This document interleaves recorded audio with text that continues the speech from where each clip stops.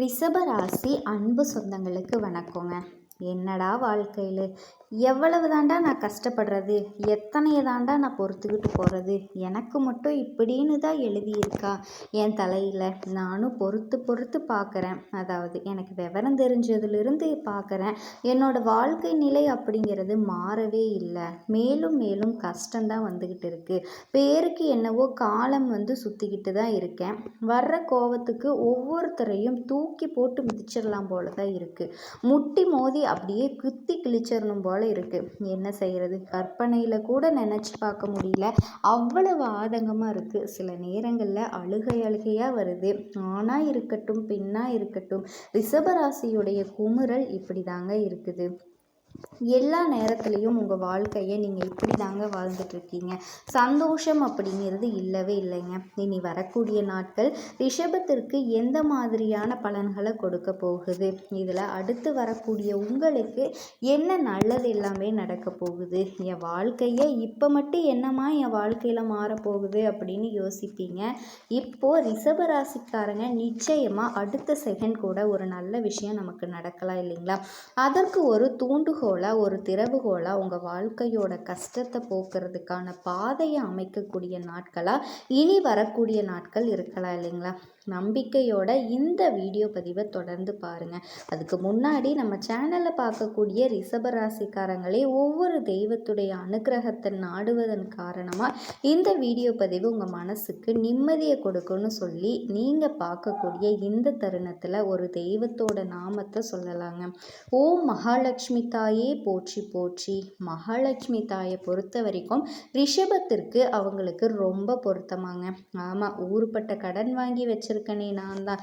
இதில் அவங்க எனக்கு ரொம்ப நெருக்கம் போல்.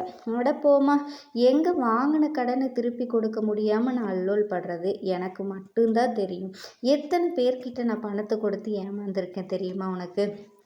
இப்படியும் யோசிப்பீங்க. சரிங்க, அதுக்கு நான் பலன் சொல்கிறேங்க. ஓம் மகாலட்சுமி தாயே போற்றி போற்றின்னு 3 தடவை சொன்னீங்கன்னா, ஏன்னா நம்மளுடைய ரிஷபத்தை பொறுத்த வரைக்கும் ஆன்மீகத்தின் மீது நம்பிக்கை இருக்குங்க, கடவுள் மேலே நம்பிக்கை இருக்குது. சரி, சொல்லி தான் பார்ப்போம் அப்படின்னு இப்போ நீங்கள் சொல்லியிருப்பீங்க. வாழ்க்கையை வளமாக மாற்ற நான் வழி சொல்கிறேங்க. இப்போ ரிஷபராசி என்ன செய்வீங்க? புருவத்தை தூக்கி பார்ப்பீங்க. என்னதான் சொல்கிறேன், நல்லது நடக்க போகுதா, கொஞ்சம் சுருக்கமாகவும் அப்புறம் தெளிவாகவும் நட்சத்திர பலன்களும் சேர்த்து சொல்கிறேங்க. கண்டிப்பாக கேளுங்க.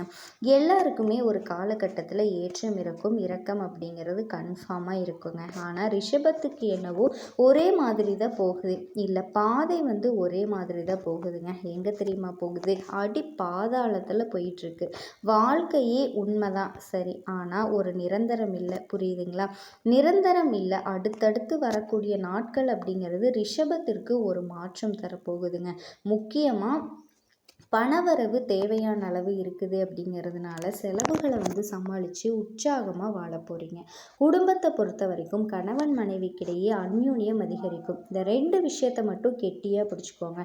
இதற்கான பலன்களை நான் எப்படி சொல்கிறேன் அப்படின்னா, உங்கள் ராசியில் இருக்கக்கூடிய கிரகங்கள் இனி வரக்கூடிய நாட்களில் எந்தெந்த கிரகங்கள் எங்கெங்கே வலம் வராங்க அதை பொறுத்து தாங்க நான் சொல்ல முடியும். ரிஷபத்தை பொறுத்த வரைக்கும் கார்த்திகை நட்சத்திரம் 2ஆம் பாதம், 3ஆம் பாதம், 4ஆம் பாதம். ரோஹிணி நட்சத்திரம் மிருகசீரிச நட்சத்திரத்தில் இருக்கக்கூடிய 1ஆம் பாதம், 2ஆம் பாதம். கிரக நிலைகள்னு பார்த்தோன்னா தனவாக்கு குடும்பஸ்தானத்தில் குரு பகவான் இருக்காருங்க. ரணரூண ரோகஸ்தானத்தில் செவ்வாய் பகவான் இருக்காருங்க. பஞ்சமஸ்தானத்தில் சூரிய பகவானும் புதன் பகவானும் கூட்டணியில் இருக்காங்க. கலத்திரஸ்தானத்தில் சந்திர பகவானும் சுகஸ்தானத்தில் சுக்கிர பகவானும் கேது பகவானும் கூட்டணியில் இருக்காங்க. தொழில் ஸ்தானத்தில் சனி பகவான் வக்ரகதியில், அவர் கூடவே ராகு பகவான் கூட்டணியில் அமர்ந்திருக்காருங்க. கிரகநிலை அப்படிங்கிறது உங்கள் ஜாதகத்தில் இப்படி தாங்க அமர்ந்திருக்காங்க. முன்னாடி 2 விஷயம் சொன்னேன். ரொம்ப ரொம்ப முக்கியமான விஷயம் என்ன தெரியுங்களா? பணம் கையில் இருக்குது. எவ்வளவு செலவு வந்தாலும் பரவாயில்ல, சமாளிக்கக்கூடிய அளவுக்கு கையில் இருக்குது. குடும்பத்தில் கணவன் மனைவியோட பிரச்சனை இல்லை. கணவன் மனைவிக்கிடையே ஒற்றுமை இருக்குது அப்படின்னாவே ரிஷபம் வெற்றியாளர்கள்னு சொல்லலாம். ஏன்னா அவங்களால மட்டும்தாங்க இவங்களுடைய மன நிம்மதியே கெட்டு போகுது இல்லையா? அதுவும் சரி செய்யப்படுதுங்க. இப்போது கிரகநிலைகளை பொறுத்து பலன்கள். உடல் நலனில் மட்டும் கொஞ்சம் கவனம் தேவைங்க. ரிஷபராசியோட உடல் நலன்களில் கொஞ்சம் கவனம் தேவைங்க. கையில் என்னைக்கு பணம் இருக்கோ உடனே வந்துட்டு ஆரோக்கியத்தில் அக்கறை செலுத்துங்க. இது உங்கள் வாழ்க்கை முழுவதுமே நீங்கள் ஃபாலோ பண்ணக்கூடிய ஒரு விஷயம். சிலருக்கு வெளியூர் பயணம், மேலும் பிரசித்தி பெற்ற ஆலயங்களுக்கு போயிட்டு வழிபாடு செஞ்சீங்க அப்படின்னா ஒரு மாற்றம் பிறக்குங்க. தெய்வீக பணிகளில் பங்கேற்கக்கூடிய வாய்ப்பு சிலருக்கு ஏற்படும். குடும்பத்தில் தந்தை வழி உறவுக்காரங்கள் கிட்ட சுமூகமான உறவு ஏற்படுங்க. ஆனால் ரிஷபத்திற்கு எந்த சைடு உறவாக இருந்தாலும் சரிங்க, ஒரு மாதிரி உறவுக்காரங்க அப்படின்னாவே இவங்க மேலே கொஞ்சம் ஆதங்கப்படக்கூடியவங்க. என்ன சொல்கிறேன்னு புரியுதுங்களா? எந்த உறவுமே உங்களுக்கு உண்மையாக இல்லை அப்படிங்கிறது தாங்க நான் சொல்கிறேன். இந்த காலகட்டத்தில் நீங்கள் உங்களுடைய சாமர்த்தியமான செயல்பாடுகளால் எப்படிப்பட்ட உறவையும் சுமூகமாக மாற்றிக்குவீங்க. அரசாங்க காரியல்ல அனுகூலமான பலன் இருக்குங்க. அலுவலக பணிகளை பொறுத்த வரைக்கும் பணிச்சுமை அதிகரிக்கக்கூடும். இருந்தாலுமே அது ரொம்பவே ஆர்வத்தோடு நீங்கள் செய்வீங்க. அதன் காரணமாகவும் சில சலுகைகளை நீங்கள் பெறுவீங்க. சக ஊழியர்களை நீங்கள் அனுசரணையாக நடத்துறதுனால அவங்கக்கிட்டையும் உங்களுக்கு சாதகமான அமைப்பு காத்துக்கிட்டு இருக்குது. நிர்வாகத்தினர்கிட்ட பாராட்டுகளும் மகிழ்ச்சியும் இருக்குங்க. எல்லார்கிட்டையுமே சுமூகமான ஒரு உறவை மெயின்டைன் பண்ணக்கூடிய காலகட்டம்.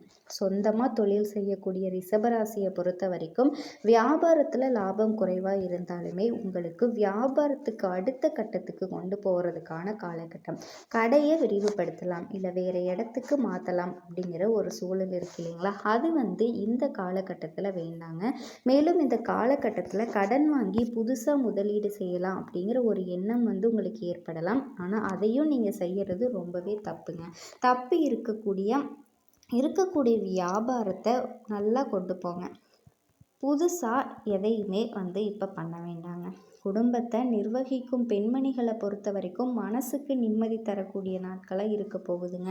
கணவர்கிட்ட ஆதரவு பெருகும். அலுவலகத்திற்கு செல்லக்கூடிய பெண்களுக்கு அலுவலக பணிகளில் பொறுப்புகள் கூடுங்க.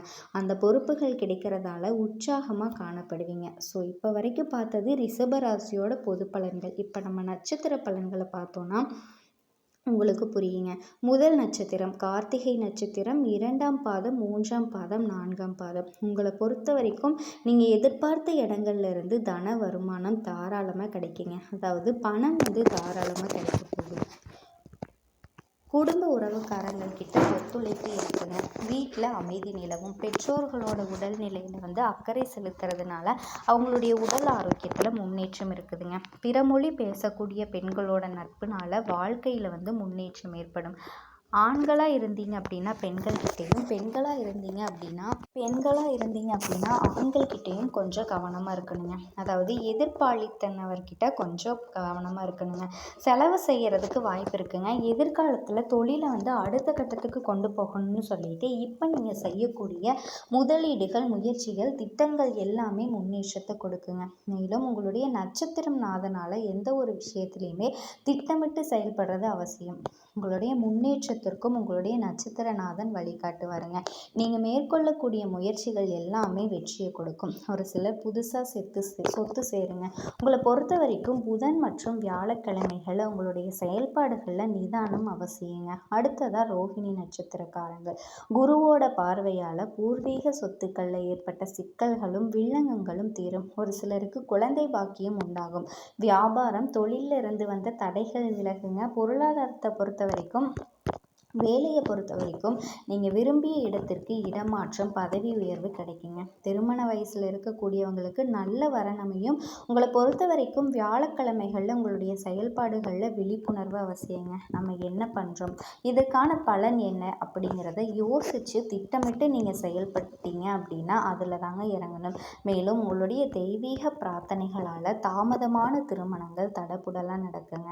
உறவுக்காரர்களினுடைய செயல்பாடுகள் உங்களுக்கு மகிழ்ச்சியை கொடுக்கும். அழகிய ஆடை அபகரணங்கள் அணிகிறதால மனமகிழ்ச்சி இருக்குதுங்க. தாயினோட அன்பு, அரவணைப்பு உங்களுக்கு மகிழ்ச்சியை கொடுக்கும்.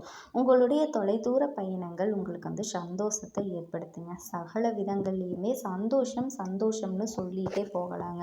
முக்கியமாக லாபம் அதிகமாக பெறக்கூடிய காலகட்டம். வியாபாரத்தை பொறுத்த வரைக்கும் புதுசாக யுக்திகளை கையாள்வதன் காரணமாக பல விதங்களில் பணவரவு கிடைக்க போகுதுங்க. சிலருடைய கற்பனை வளமெல்லாம் பெருகி கதை, கவிதை இதையெல்லாம் திறம்பட எழுதி புகழ் பெற போகிறீங்க. உங்கள் மேலே நண்பர்களே பொறாமைப்படுவாங்க. பகையாகுவாங்க. அதை கொஞ்சம் பார்த்துக்கோங்க.